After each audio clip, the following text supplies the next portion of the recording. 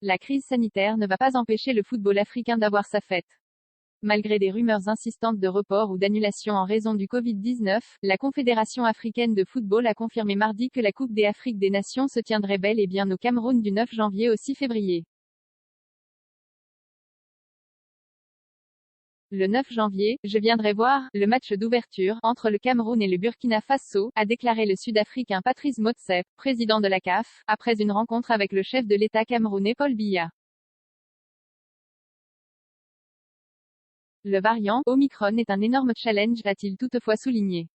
Sans test PCR, pas de stade. Patrice Motsepe a donc assuré que personne ne sera admis dans les stades sans un test PCR, alors que les organisateurs avaient déjà annoncé l'obligation de vaccins et de tests pour accéder au stade.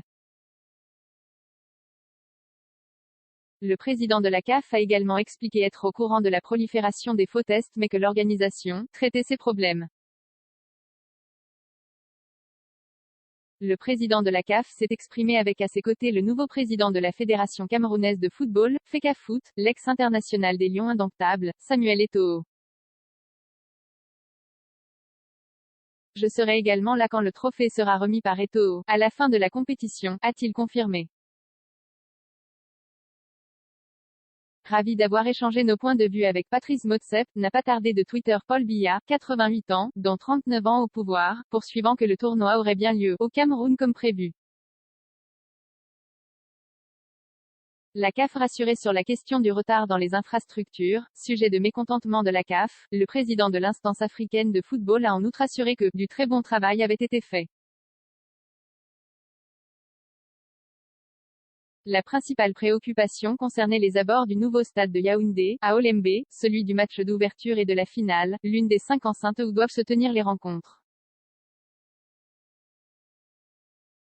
Le coup d'envoi de la 33e édition de la Coupe d'Afrique des Nations sera donc donné le 9 janvier dans cette enceinte qui peut accueillir quelques 60 000 personnes. La semaine dernière, l'Association européenne des clubs, ECA, avait menacé de ne pas libérer les joueurs internationaux pour la CAN, s'inquiétant du protocole sanitaire de l'épreuve sur fond de pandémie. En réponse, le gouvernement et la CAF avaient dévoilé jeudi le cadre sanitaire de l'épreuve basé sur les tests et les vaccins.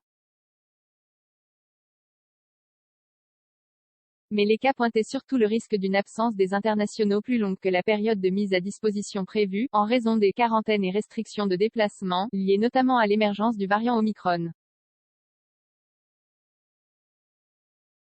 2 commentaires de partage partagés sur Messenger, partagés sur Facebook, partagés sur Twitter, partagés sur Flipboard, partagés sur Pinterest, partagés sur LinkedIn, envoyé par mail. Sauvegarder une faute? Imprimé.